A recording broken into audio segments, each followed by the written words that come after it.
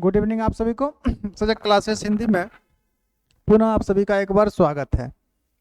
हम लोग संधि की बात कर रहे थे और संधि में स्वर संधि, व्यंजन संधि, स्वर संधि के सभी भेद, दीर्घ संधि, गुण संधि, वृद्धि संधि, यन और आदि देख चुके थे। उसके बाद व्यंजन संधि की बात आई थी तो व्यंजन संधि के महत्वपूर्ण नियमों को देख चुके थे। उसमें और कोई नियम कुछ खास नहीं है जो आप लोगों को पढ़ाया जाए या फिर आप लोग को नहीं पता है।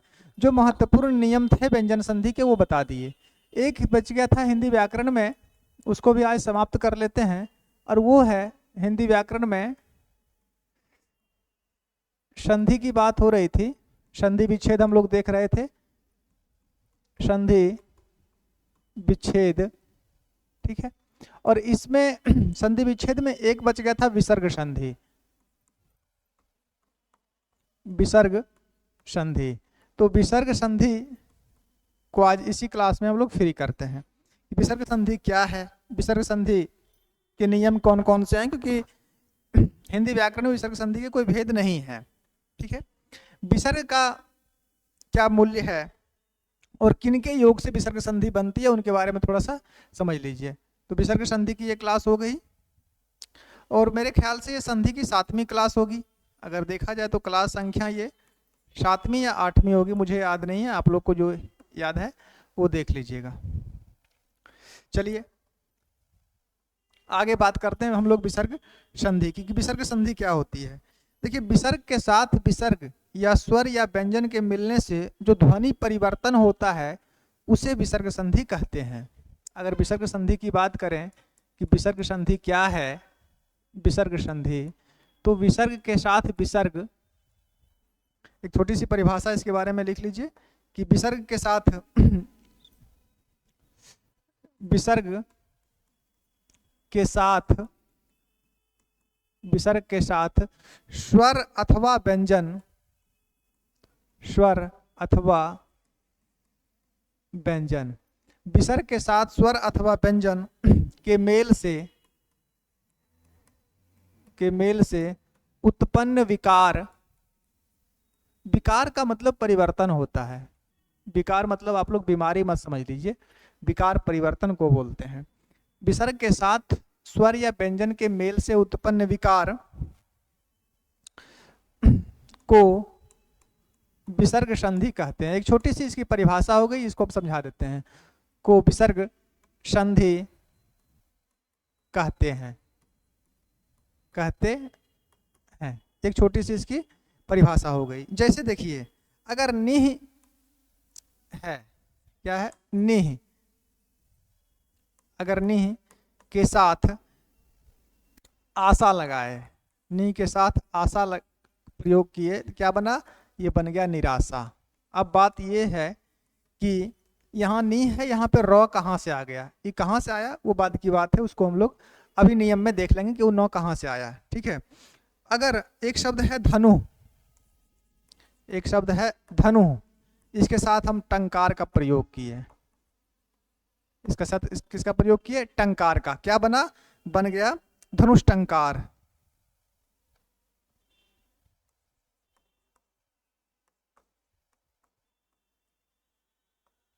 धनुष टंकार। अगर धनु के साथ धर का प्रयोग किए, धनु के साथ धर का प्रयोग किया, क्या बना, धनुर्धर बन जाता है, धनुर्धर बन गया, ठीक है। ये वर्ण परिवर्तन हो रहा है। यहाँ पे विसर्ग बदल गया रा में, यहाँ पे विसर्ग बदल गया आधा श में, यहाँ विसर्ग बदल गया रेफ में, र में। तो ये परिवर्तन क्यों हुआ, और परिवर्तन जब हुआ तो ये इतना ही क्यों हुआ, इसके अलावा और भी कुछ परिवर्तन हो सकता था। तो इसको थोड़ा सा आसानी भाषा में समझ लीजिए। विसर्ग के बाद चाहे स्वर आए या व्यंजन आए, ठीक है, विसर्ग के बाद ऐसे समझिए कि अगर, या अगले पेज में आप लोग को समझाते हैं, इतना लिख लीजिए पहले। विसर्ग के साथ स्वर अथवा व्यंजन के मेल से उत्पन्न विकार को विसर्ग संधि कहते हैं। स्पष्ट है। अब यहाँ पे परिवर्तन हुआ, तो ये परिवर्तन क्यों हुआ अभी तुरंत समझ में आ जाएगी। थोड़ा सा आगे देखिए। बात यह है कि विसर्ग के बाद एक बात हमेशा याद रखिए कि विसर्ग के बाद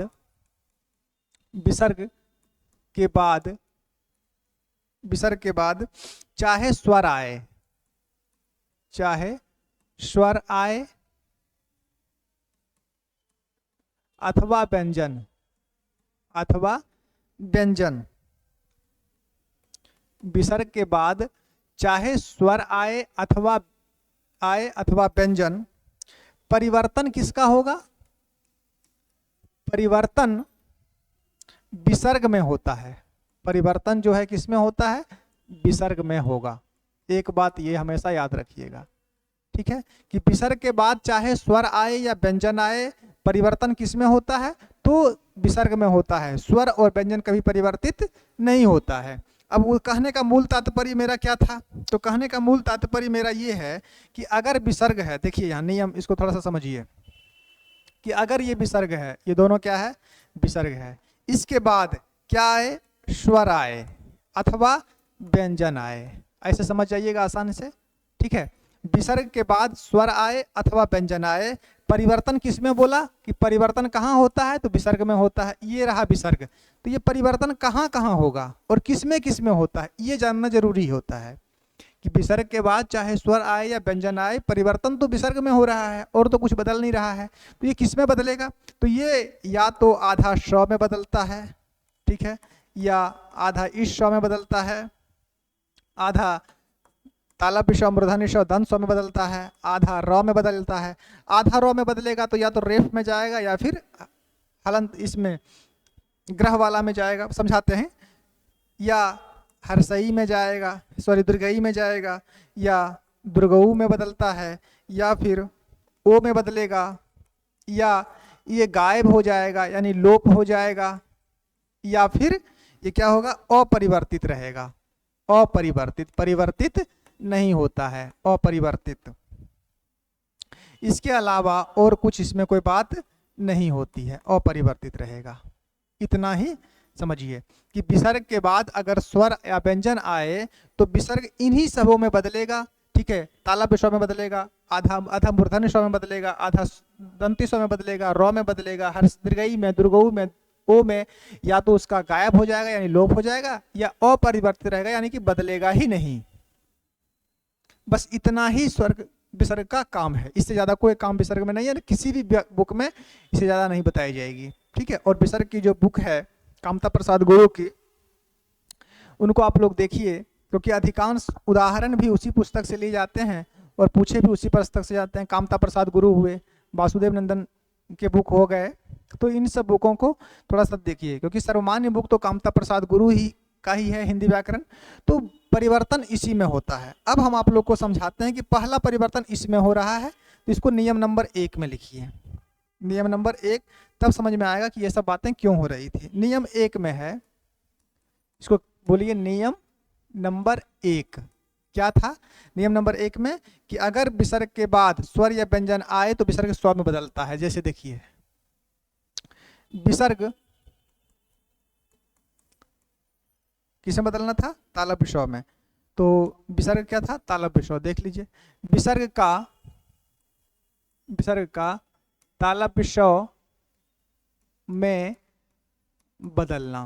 अब ये कहाँ बदलेगा इसको समझिए, विसर्ग का तालव्य श में बदलना। जैसे अगर विसर्ग है, ठीक है, विसर्ग समझते हैं ना, ये 00 जो है, ठीक है। अगर विसर्ग है, विसर्ग के बाद अगर च रहे या छ रहे या ज रहे, विसर्ग के बाद जो प्लस के बाद दूसरा पद आता है, तो ये तो पहला पद में विसर्ग आ गया, और प्लस के बाद अगर च, छ या ज रहे तो ये विसर्ग जो है कहाँ बदल जाएगा?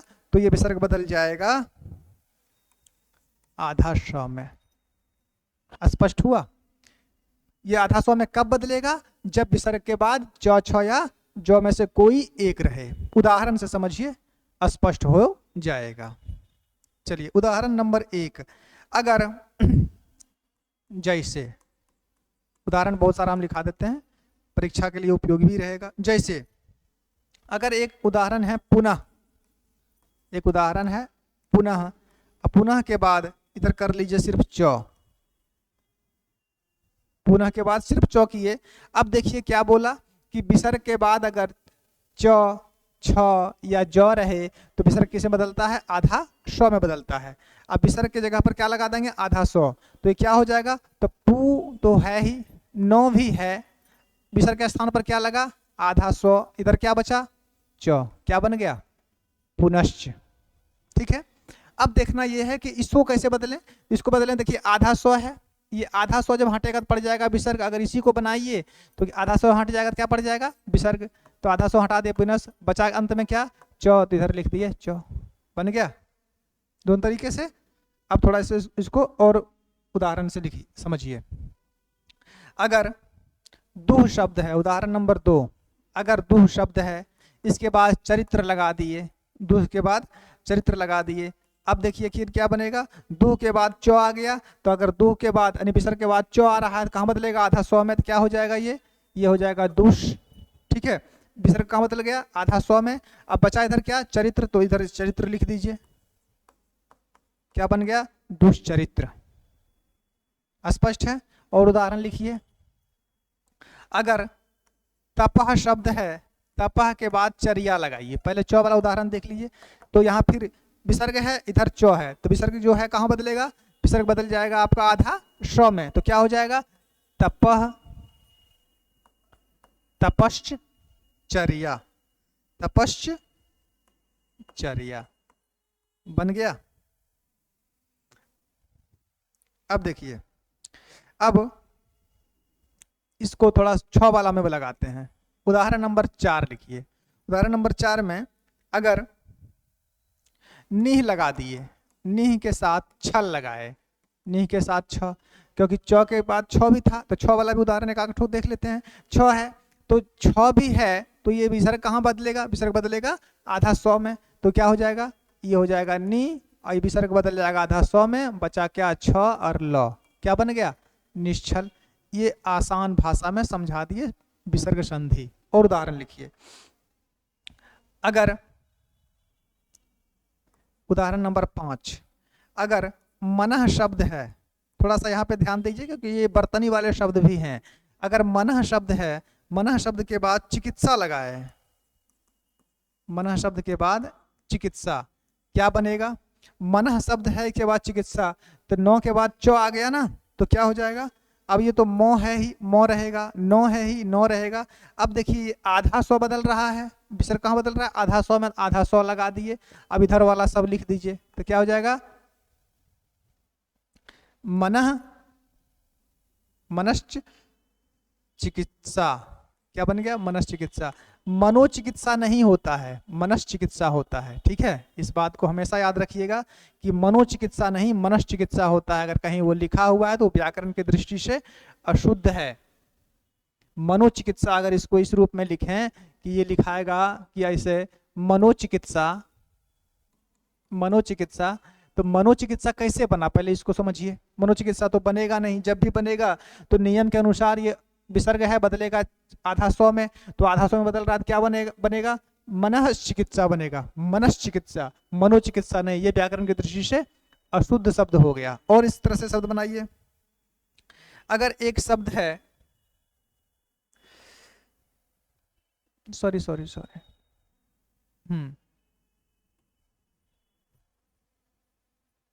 हम यहाँ पे जौ लिख दिए थे, अगर ये सौ रहे तो देखिए चौ, छ या सौ रहे, जौ नहीं होता है, सौ, तो वही बोल रहे थे, हमको भी डाउट लग रहा था कि सौ कैसे, जौ कैसे लिख दिए थे। और देखिए, तो ये छ वाला हुआ, छ वाला एक उदाहरण और देख लीजिए, या सौ वाला निश्चल के बाद और होता है। सर नंबर 6, उदाहरण नंबर 6 देखिए। उदाहरण नंबर 6 की अगर बात करें कि अगर निह शब्द है, निह शब्द के साथ शब्द लगा दीजिए, निह शब्द के साथ स, यानी विसर्ग के बाद क्या लगाए, स लगाए, तो ये विसर्ग भी कहाँ बदलेगा, स्व में ही बदलेगा, तो क्या हो जाएगा, ये हो जाएगा निशब्द। क्या बदल जाएगा, ये बदल जाएगा निशब्द में, निशब्द बदलेगा। ठीक है, निशब्द बदल जाएगा। और उदाहरण लिखिए नंबर 7 में, अगर हम मनः के साथ चिकित्सा लगाएंगे, मनः के साथ चिकित्सा, मनः के साथ चिकित्सा, तो क्या बनेगा, ये बन जाएगा मनश्चिकित्सा, मनश्चिकित्सा। मनोचिकित्सा नहीं होता है बल्कि मनश्चिकित्सा होता है। मनःचिकित्सा होता है, मनोचिकित्सा नहीं। अगर आप मनोचिकित्सा लिख रहे हैं, मनो चिकित्सा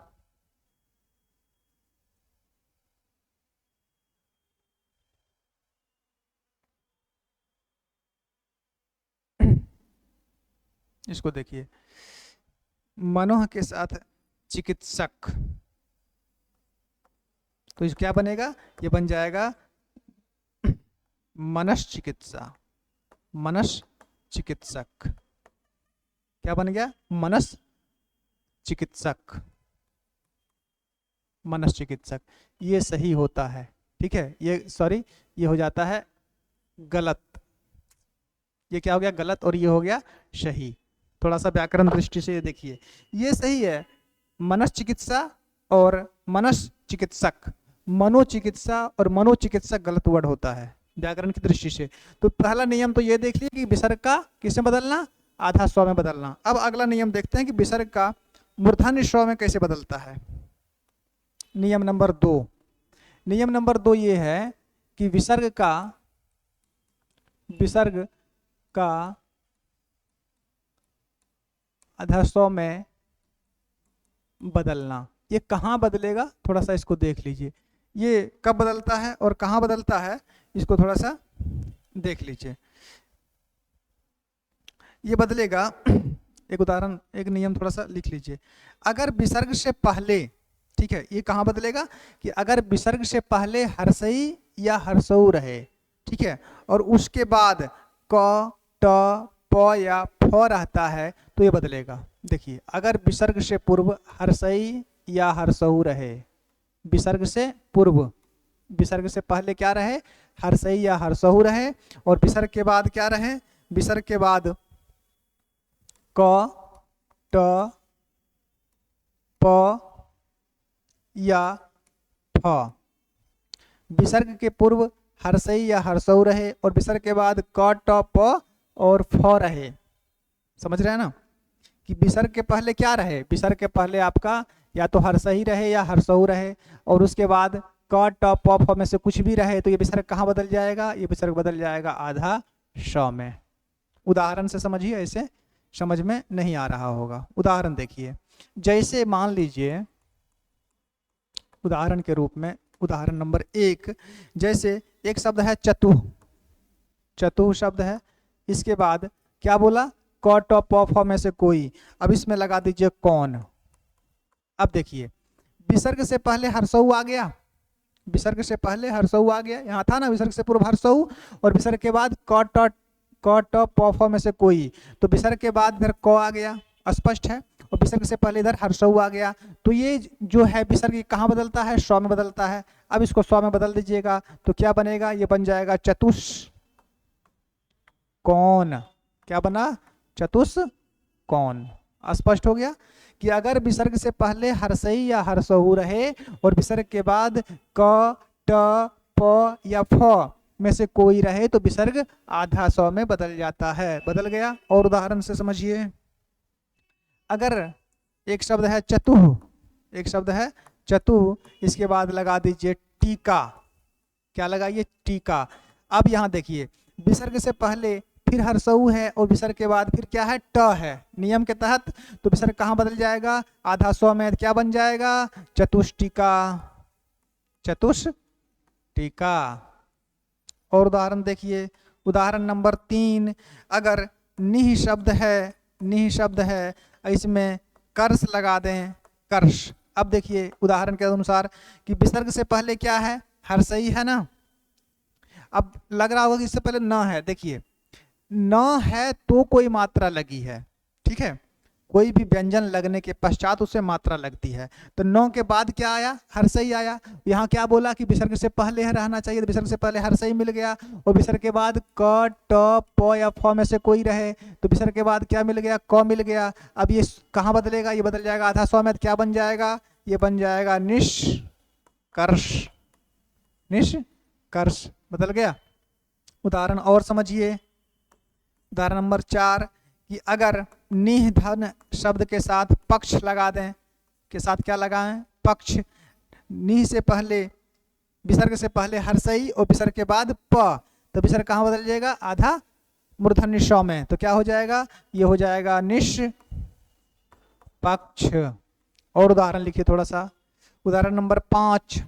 अगर उदाहरण नंबर 5 की बात करें तो ये भी लिख लीजिए।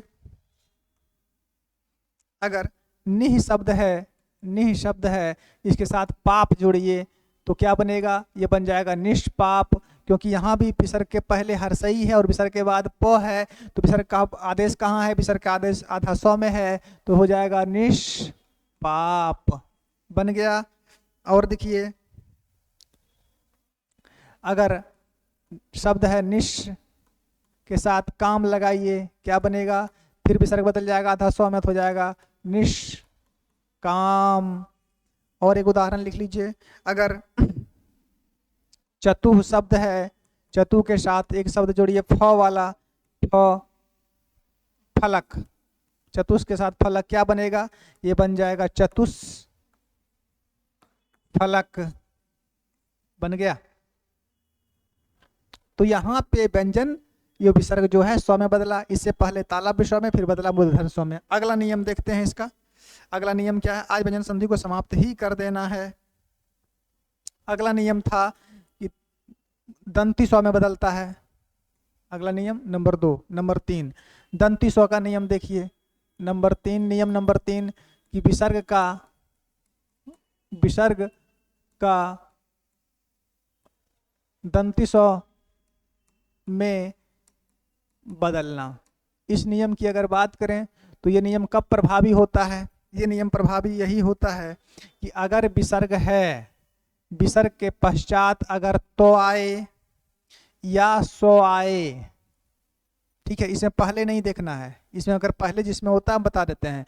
विसर्ग के बाद अगर तो या सो में से कुछ भी आए तो ये विसर्ग कहाँ बदल जाएगा, तो ये विसर्ग बदल जाएगा आधा श में। उदाहरण के रूप में समझिए, ठीक है, अगर विसर्ग का स्व में बदलना है तो कैसे बदलेगा कि अगर विसर्ग के बाद तो या श में से कुछ भी एक आए तो विसर्ग बदल जाएगा आधा स में। जैसे, कैसे समझेंगे आप लोग बिना जैसे का, जैसे कि अगर एक शब्द है मनः, क्या शब्द है, मनः, उसके बाद है ताप, मनः के साथ ताप, क्या बनेगा, बन जाएगा मनस्ताप, मनस्ताप, ठीक है।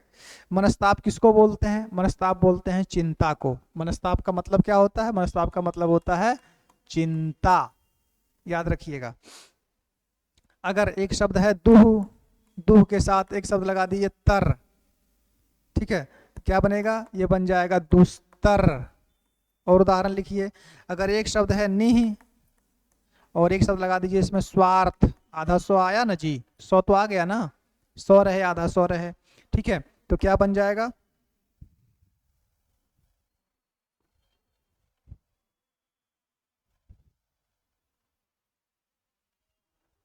निह के साथ स्वार्थ, क्या बन जाएगा, ये बन जाएगा निस्वार्थ, क्या बन जाएगा, निस्वार्थ बनता है ये। और उदाहरण देखिए इधर, और उदाहरण लिखिए, अगर दुह शब्द है, दुह के साथ लगा दीजिए साध्य, दुह के साथ क्या बन जाएगा, ये बन जाएगा दुस्साध्य, क्या बना, दुस्साध्य बना। और लिखिए, अगर एक शब्द है निह, इसके साथ लगा दीजिए तेज, क्या बन जाएगा, बन जाएगा निस्तेज। आसान हो गया ना, ये 100 वाला नियम भी समाप्त। तो कितना नियम था, नियम की अगर बात करें तो नियम था कि 100 वाला, तो इसको देख लिए, ये देख लिए, अब बचा रॉ वाला, अब रॉ वाला भी देखिए। नियम नंबर हो जाएगा चौथा, 3 तो हो गया, नियम नंबर 4। नियम नंबर 4 की बात करें तो नियम नंबर 4 क्या बोलता है, बोलता है विसर्ग का आधा र में, विसर्ग का र में बदलना। ये नियम नंबर हो गया 4 कि विसर्ग र में बदलता है। कब बदलेगा, तो जहां तक बदलने की बात है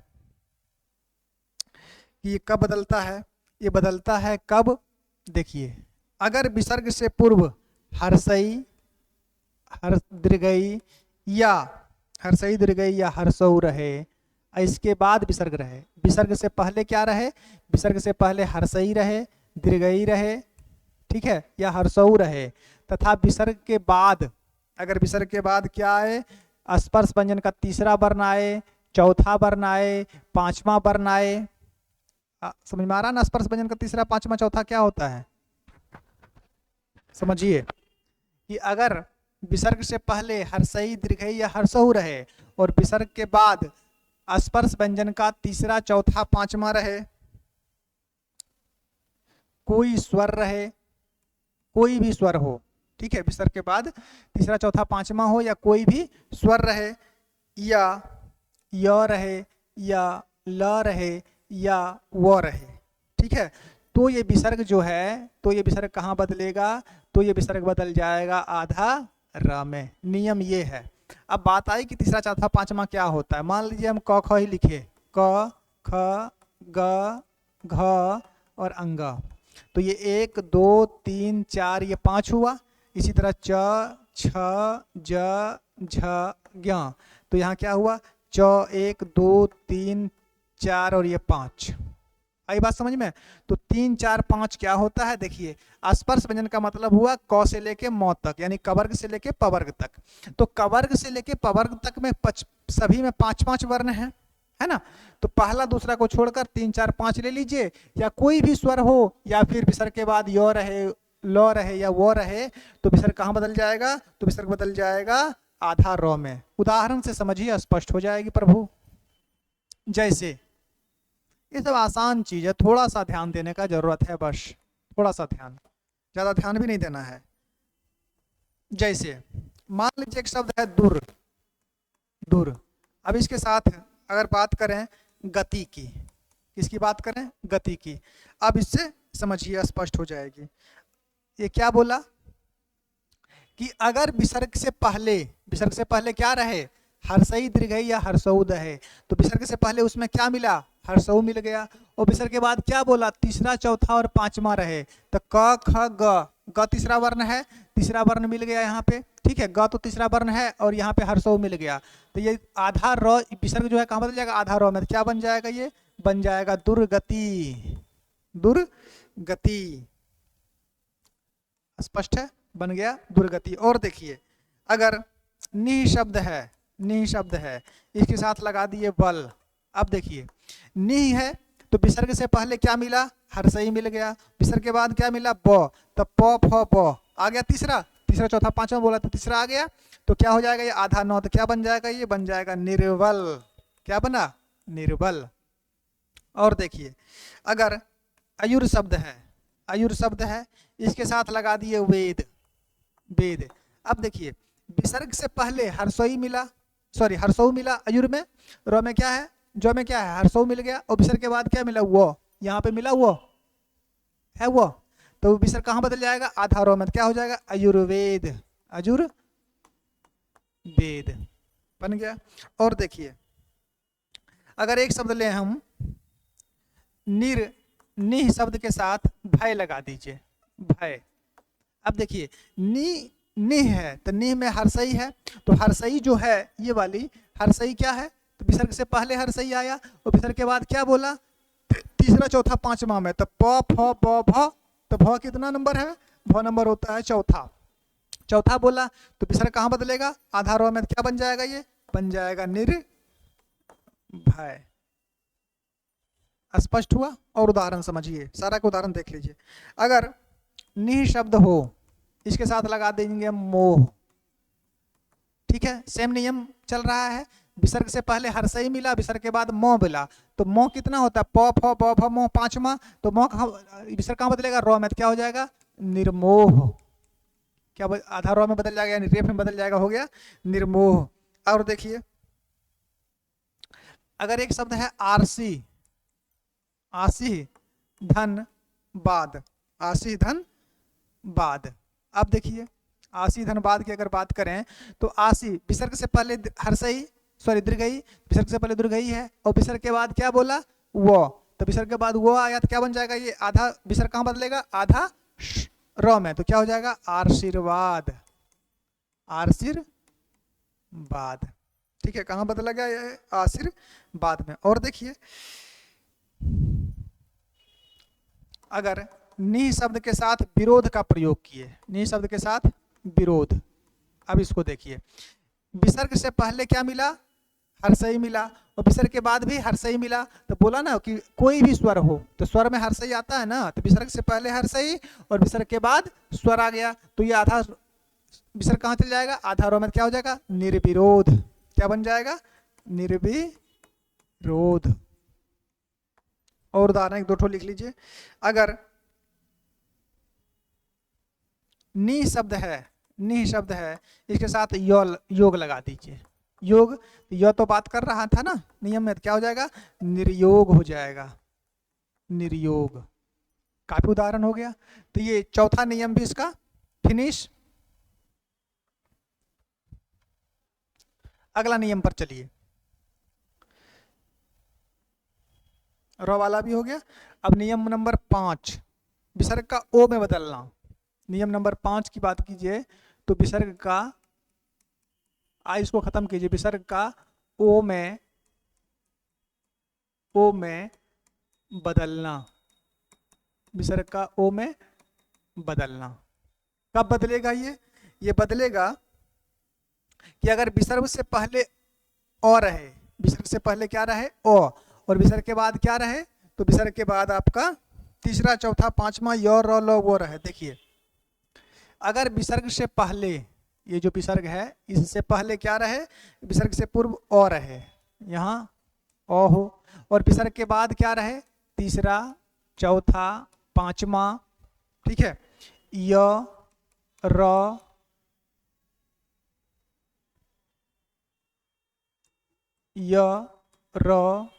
व या ह, कुछ भी रहे तो ये विसर्ग किसमें बदल जाएगा? तो ये विसर्ग बदल जाता है, ये बदल जाएगा ओ में। किसमें बदलेगा?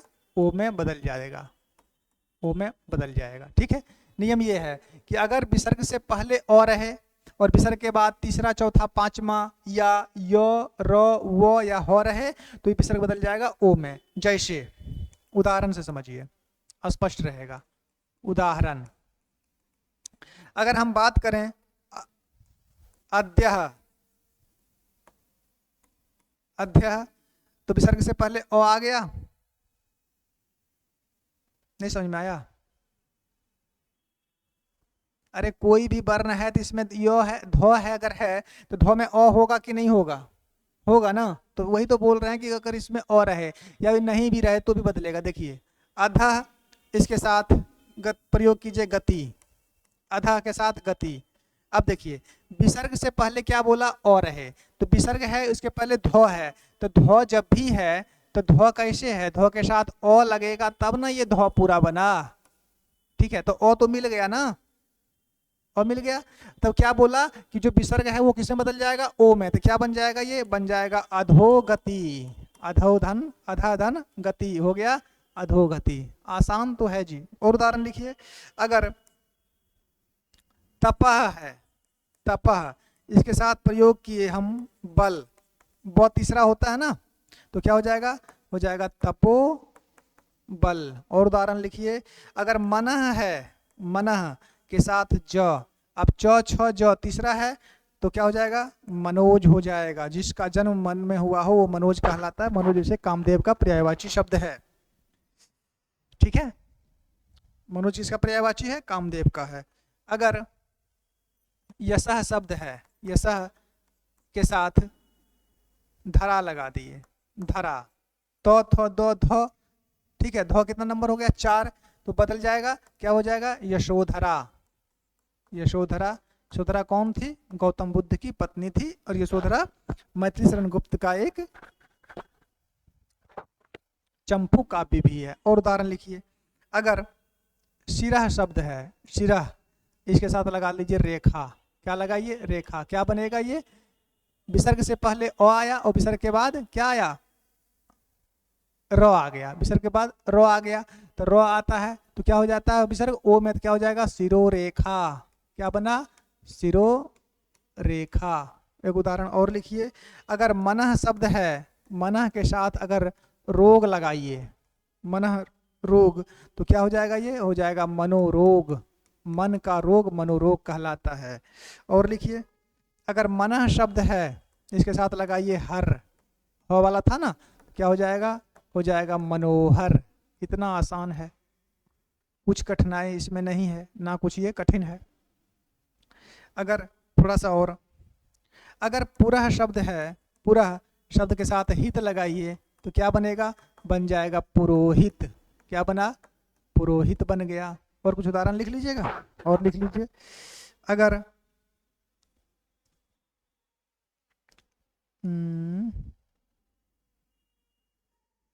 मनः शब्द के साथ, मनः शब्द के साथ लगा दीजिए योग, क्या बन जाएगा, बन जाएगा मनोयोग। मनोयोग। तो इसमें कहाँ बदल गया, अगर विसर्ग से पहले अ रहे और विसर्ग के बाद क्या रहे, तो विसर्ग के बाद तीसरा चौथा पांचवा हो, य र ल व य ह हो, तो विसर्ग बदल जाता है ओ में। अब देखिए सब में विसर्ग कहाँ बदल गया, ओ में बदल गया। तो ये नियम नंबर हो गए 5। कुछ शब्दों में अपवाद भी होते हैं, इसमें अपवाद भी महत्वपूर्ण है। इसके कुछ अपवाद हैं, इस नियम के कुछ अपवाद भी हैं, उस अपवाद को भी थोड़ा ध्यान में रखें। अपवाद क्या क्या हैं, अगर अपवाद की 5वें नियम नंबर की अपवाद की बात करें तो ये नहीं भी बदलता है। जैसे एक शब्द है पुनः, एक शब्द क्या है पुनः, इसके साथ लगा दीजिए विवाह, य र ल वो बोला था ना, तो पुनः के साथ अगर विवाह का प्रयोग किए तो क्या बना, तो बन जाता है ये पुनर्विवाह। क्या बना, ये पुनर्विवाह। यहाँ पे नियम काम नहीं करता है। अगर अंतः है और गत लगाइए तो क्या बनेगा, बन जाता है अंतर्गत। क्या बना, अंतर्गत बन जाता है। इस पे भी नियम काम नहीं किया। अगर पुनः शब्द है इसके साथ निर्माण लगाइए, निर्माण, क्या बना, ये बन जाता है पुनर्निर्माण। क्या बना, पुनर्निर्माण। क्या बना, ये पुनर्निर्माण बना। और देखिए, अगर अंतः शब्द है, अंतः, इसके साथ लगाइए राष्ट्रीय, अंतः के साथ राष्ट्रीय, फिर भी ये नियम को फॉलो नहीं करता और क्या बन जाता है, बन जाता है अंतरराष्ट्रीय। अंतरराष्ट्रीय, ये इस नियम को फॉलो नहीं करता। एक होता है पुनर्जागरण, वो भी लिखिए। अगर पुनः शब्द है और पुनः शब्द के साथ जागरण का प्रयोग किए, जागरण, तो क्या बनेगा, ये बनना तो चाहिए पुनर्जागरण, लेकिन बनता है पुनर्जागरण। पुनर्जागरण, ये नियम को फॉलो नहीं करता है। तो ये कुछ अपवाद भी इस नियम के थे। इसके बाद क्या था, और इसके बाद कुछ नियम था क्या, 5 नियम तो हम लोग देख चुके हैं विसर्ग संधि के। विसर्ग संधि के 5 नियम हो गए, है ना। कौन कौन देख लिए, तालव्य श देख लिए। अगर इसकी बात करें तो तालव्य श, मूर्धन्य श, दंत स, र, ओ देख लिए, ठीक है, ओ भी देख लिए। और भी कुछ देखना है, दीर्घई वाला देख लेते हैं। तो लिखिए नियम नंबर 5, 5 के बाद नियम नंबर 6। नियम नंबर 6 में लिखिए, नियम नंबर 6, विसर्ग का दीर्घई में बदलना, विसर्ग का दीर्घई में बदलना। ये कब बदलेगा, इसको भी थोड़ा सा देख लेते हैं। विसर्ग का दीर्घई में बदलना कब, तो अगर ये नी शब्द है, नी शब्द के बाद, ठीक है, नी शब्द के बाद अगर विसर्ग के बाद अगर र रहे, नी शब्द के बाद अगर र रहता हो तो ये जो है ये शब्द, ठीक है, कहाँ कैसे बदलेगा, देखिए। अगर नी शब्द के बाद र रहे तो ये नी शब्द जो है कौन सा, ऐसे समझिए। अगर ये निह शब्द है, निह लगा रहे, उसके बाद र आए तो ये नो जो है कहाँ बदल जाएगा, ये बदल जाएगा नी में, अर्थात दीर्घई में बदल जाता है। जैसे जैसे में अगर देखिए, जैसे अगर निह शब्द है, निह शब्द है, इसके साथ लगा दीजिए रव। रव मतलब आवाज, रव मतलब आवाज, और निह मतलब नहीं। तो जहां आवाज नहीं हो वहां क्या कहलाता है, नीरव। तो क्या बन जाएगा, ये नीरव बन जाएगा, नीरव। ठीक है। तो नी के बाद अगर र आए तो नी का बदल जाता है दीर्घई में बदल जाता है, ये इसका संधि विच्छेद का ये नियम हुआ। अगर नी शब्द है, नी शब्द है, इसके साथ रोग आए तो क्या हो जाएगा, तो क्या बनेगा, ये बन जाएगा निरोग। क्या बन गया, निरोग। और लिखिए, अगर नी शब्द है, इसके साथ लगा दीजिए रज, क्या बन जाएगा, ये बन जाएगा नीरज। क्या बना, नीरज। और लगाइए, अगर निह शब्द है, बस इतना में ही नियम फॉलो करता है, निह के साथ अगर रस लगाइए तो क्या बन जाएगा, नीरस। काफी है, ये नियम बस यहीं तक कार्य करता है, इसके अलावा इस नियम का कोई कार्य और आगे नहीं है। विसर्ग का था अगला द्रुगऊ में बदलना, तो नियम नंबर 7, नंबर 7 देखिए, नियम नंबर 7 क्या था कि विसर्ग का द्रुगऊ में बदलना, द्रुगऊ में बदलना, ये नियम है विसर्ग का द्रुगऊ में बदलना। अगर विसर्ग का द्रुगऊ में बदलना है तो कैसे बदलेंगे, तो कैसे बदलता है, अगर दुह शब्द है, दुह शब्द के बाद अगर र आए, दो शब्द के बाद अगर र आए तो ये कहाँ बदल जाता है, बदल जाता है दू में, द्रुगऊ मात्रा में ये बदल जाती है। बस यही ये नियम है, ठीक है। और इसमें ज़्यादा शब्द भी नहीं, एक दो गो शब्द मिलते हैं। जैसे उदाहरण से अगर समझें, जैसे, तो अगर जैसे की बात करें तो जैसे में एक तो ये लिख सकते हैं कि अगर दुह धन के साथ, अगर दुह के साथ राज आए, दुह के साथ राज, तो क्या बनेगा, ये बन जाएगा दुराज। क्या बनेगा, ये दुराज बनेगा। अगर दुह शब्द के साथ रोग आए तो क्या बनेगा, ये बन जाएगा दुरोग।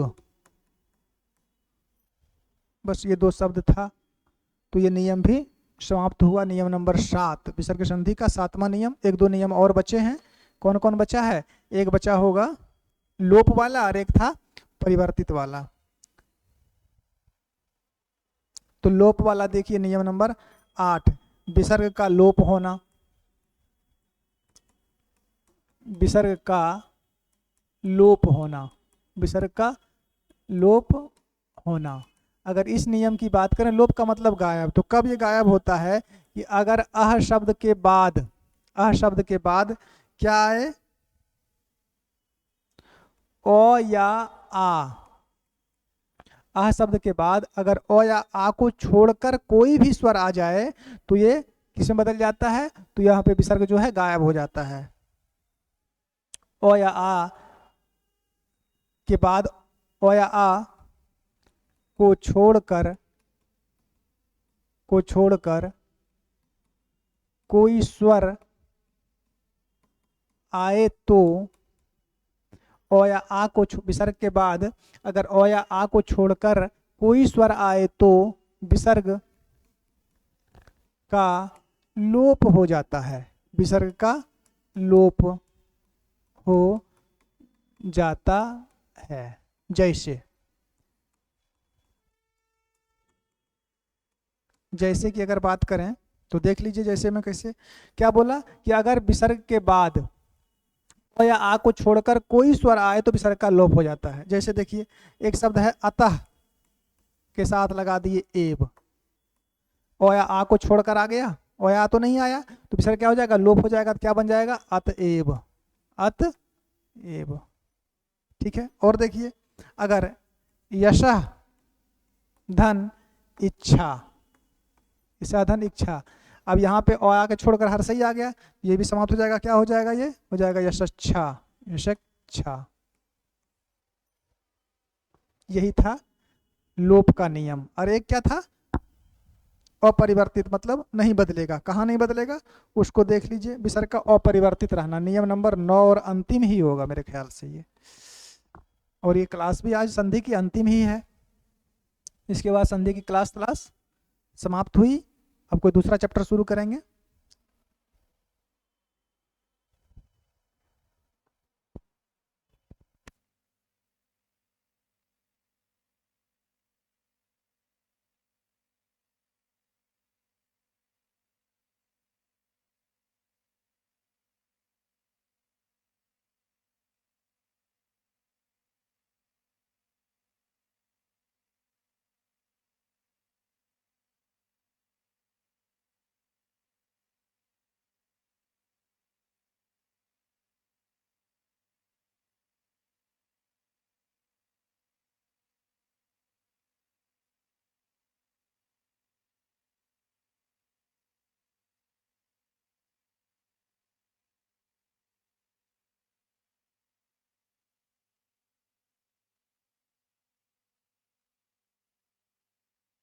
हेलो, थोड़ी सी आवाज में प्रॉब्लम हो गई थी। नियम नंबर 9, यानी अंतिम नियम बचा है अपरिवर्तित रहना। नियम नंबर 9 और लास्ट, विसर्ग का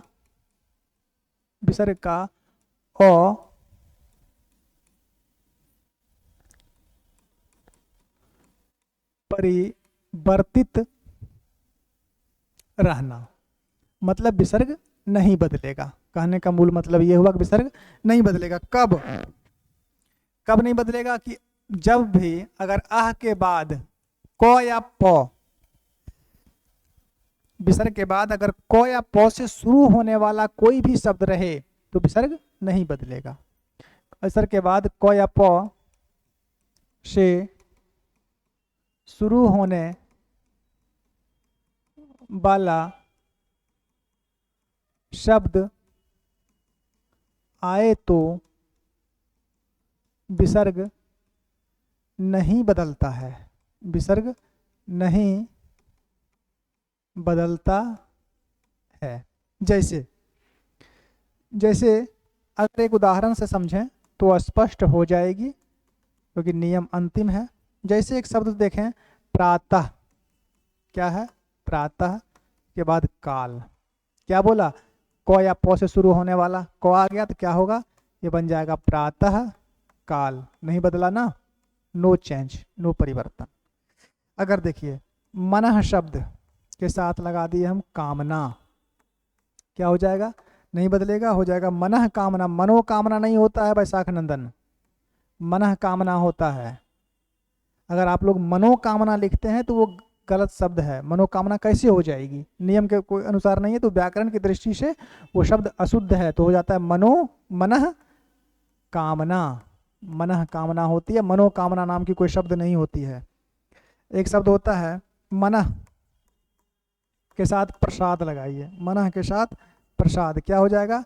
हो जाएगा मनः प्रसाद, नहीं बदलेगी। और एक शब्द लिखिए, अगर अद्यः के साथ पतन, अद्यः के साथ अगर हम पतन लगाएंगे तो क्या बनेगा? ये बन जाएगा अधः पतन, अधः पतन, ये भी नहीं बदलेगा। तो यहाँ इन सभी चीज़ों में विसर्ग क्या होती है? परिवर्तित होती है। और इसी के साथ ही विसर्ग संधि की क्लास, यानी संधि की क्लास पूर्ण हुई। ये इसके विसर्ग संधि के जो नियम थे वो आप लोगों को पूर्ण रूपेण हम बता चुके हैं, और सभी नियम बता चुके हैं। इससे अधिक नियम नहीं होता है। अब थोड़ा सा आप लोग इसको समझ लीजिए। देख लिए हर्षयित, देख लिए दीर्घई, देख लिए ओ, देख लिए लोप और अपरिवर्तित, सब नियम देख लिए विसर्ग संधि का। इतना ही नियम था विसर्ग संधि के। तो विसर्ग संधि भी आज समाप्त हुई, अर्थात ये जो क्लास थी संधि की आज ये पूर्ण हो गई है। अब इसके बाद हम अगला क्लास शुरू करेंगे, ठीक है? तो आज के लिए इस क्लास में इतना ही। अगले क्लास में हम लोग फिर मिलते हैं और उसमें बात करते हैं। तो आज के लिए इतना ही, धन्यवाद।